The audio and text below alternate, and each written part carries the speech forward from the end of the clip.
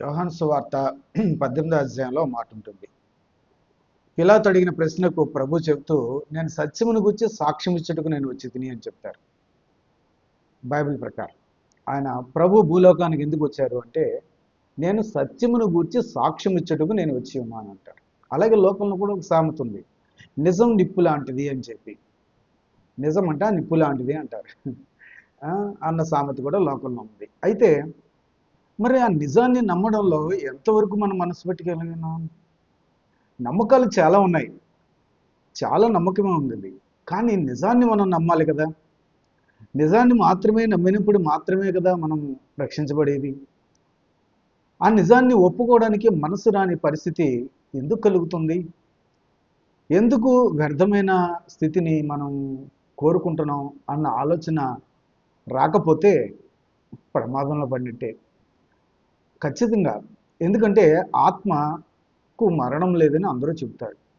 అయితే ఆత్మ నశించిపోకుండా ఉండాలి అంటే ఖచ్చితంగా సత్యాన్ని అంగీకరించాలి, నిజాన్ని అంగీకరించి తీరాలి. నిజంలోనే నడవాలి, నిజంలోనే బ్రతకాలి. కనుక ఆ యొక్క నిజాన్ని చెబుతుండగా ఆ నిజాన్ని స్వీకరించలేని మనస్సు అటు విశ్వాసులకైనా ఇటు అవిశ్వాసులకైనా ఎందుకు ఉంటుంది? అయ్యా నేను ఇప్పుడు సమాజానికి వెళ్తున్నాను, వాక్యం చదువుతున్నాను, ప్రార్థన చేసుకుంటున్నాను, లేకపోతే కానుపిస్తున్నాను అంటున్నారు. తీరా సత్యం చెప్పేటప్పటికీ దూరం అవుతున్నారు. ఆ సత్యం చెప్పేటప్పటికి దూరం పెడుతున్నారు.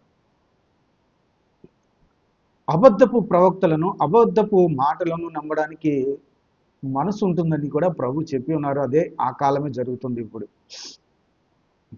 ఎందుకంటే అబద్ధాన్ని స్వీకరించగలుగుతున్నారు తప్ప, పై సంగతులను చూడగలుగుతున్నారు తప్ప సత్యాన్ని చూడలేని పరిస్థితి ఏర్పడుతుంది. సత్యాన్ని అవలంబించడానికి ఇష్టపడే పరిస్థితి ఏర్పడట్లా. ప్రభు నామంలో ఉన్నాం, ప్రభు ఒక్కడే, బాప్తిసం ఒక్కటే, కానీ మనం మాత్రమే వేరుగా ఉన్నాం.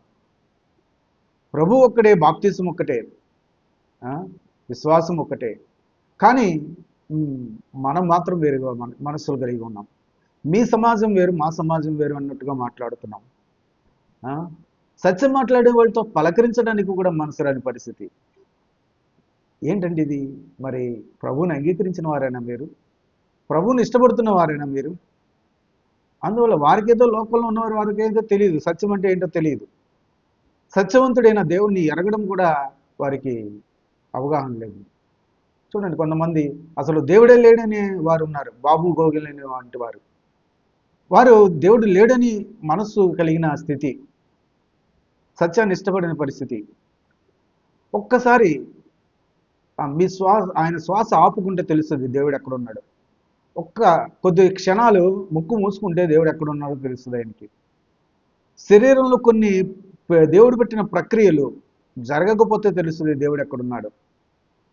2 కనులు మసకబారిపోయి స్పష్టమైన చూపు లేనప్పుడు తెలుస్తుంది దేవుడు ఎక్కడున్నాడు, దేవుడు ఎవరు.